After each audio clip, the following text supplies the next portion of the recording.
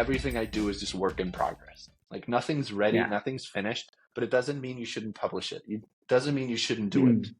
You know, you just try your best, do what you can, and then, you know, publish. And that has been true to whether that is me starting a blog or a podcast like you have, and Yeah, I was thinking at about the that time too. when I did that. Yeah, so like Yeah.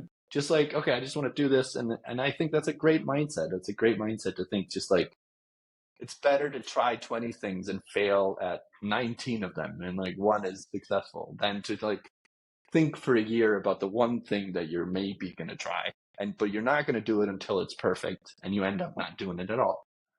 We're a small country. There's a lot of trust in teachers.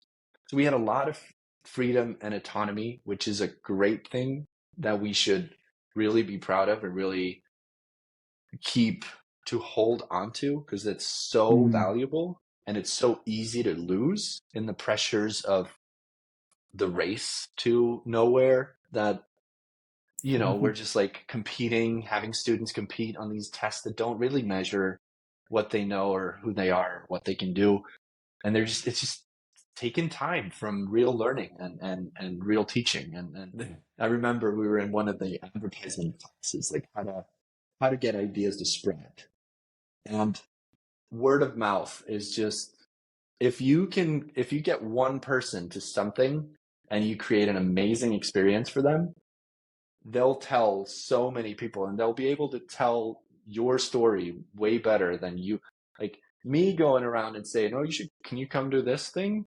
Like, they're like, who are you and why should I do that instead of all the other things? Like I get emails about a conference, you know, every month or every week or whatever.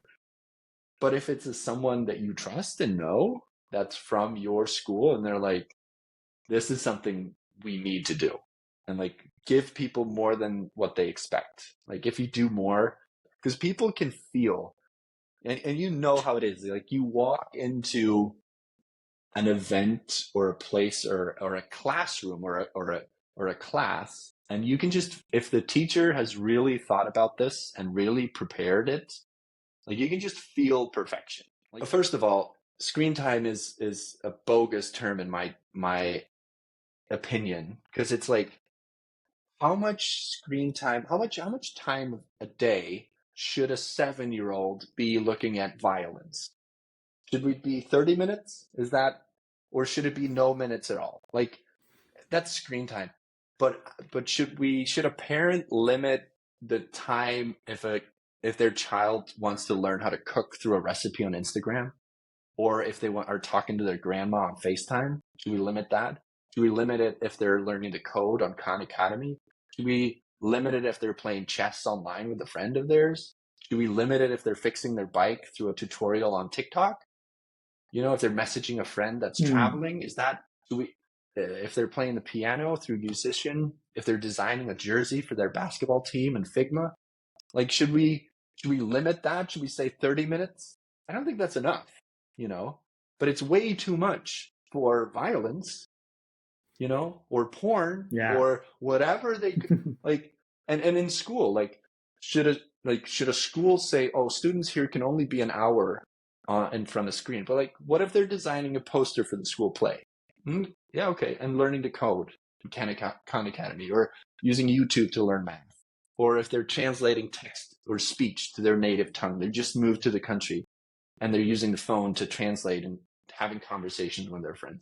If they're writing an essay, or they're learning French in Duolingo, or they're sketchnoting a TED Talk, or they're editing a movie on climate change, or they're having a device read to them because they're dyslexic, or they're debating AI on an issue. Like, is this, how long? Like 15 minutes, 30 minutes, an hour? Like, that's not enough. Like, but should we limit the bad? Yeah. And I think it's also like, just, we're talking about this all the time with like, people think of technologies as one thing where they're like, as if like technology is food, for example. And they're like, oh, screen time is bad. It's like saying food is bad, but that's not, like, some food is bad. Not all food is bad. And we try to limit what we put in the fridge, what we put in front of our kids, what we cook. We teach them, we model that, we talk through it. And then, it's not all screen time is created equal. And if schools are taking away those opportunities, I don't really see a place for them to say that they're educating their kids for the world outside of school. Like if you're not preparing them for a world that includes technology and you're just saying that's not our problem, you're really taking away, like it really makes me question a lot of the other things that you're not talking about or not doing. If you can just think that the outside world doesn't really belong in schools. Right. I think the whole goal of schools and education is to help us and our students is just to become more human. And if you ask parents, like it doesn't matter. And I've done this with parents from probably no parents, teachers, school leaders. I've asked probably, thousands of teachers in probably 8 countries now and probably over 100 schools. And I ask them, the question that I ask them is, what do you want people to say about your kids when they graduate or when they grow up? And it's always, I want them to be kind to others. I want them to be great communicators, problem solvers. I want them to be happy, which is normally number one, creative, confident, and great at working with others, great collaborators. And like, they never say like, oh, fantastic at math or science or know their history. What they're really saying is like, I want them to be good humans. What are we doing in schools and at home every day to help our kids be more of that? If you want them to be kind to others, why is school such a competition? Why are you pairing them up against each other? If you want them to be great communicators, why are all the classrooms so quiet? Why is that considered such a good classroom where students are quiet? If you want them to be problem solvers, why are you giving them all these problems that have already been solved? And if you want them to be happy, why is play not a bigger part of the day for them? Why is recess so short? Why is play not just the natural way we learn? If you want them to be creative, why is everything in the school so academic? And why is that success? And if you want them to be confident, like, why are they all rated on these tests that don't show what they're actually capable of or interested in or want to do? And if you want them to be great collaborators, why are they all working in isolation? Why are we in communicators and crowd? Like, why are they working on their own so much and collaborating is actually considered cheating?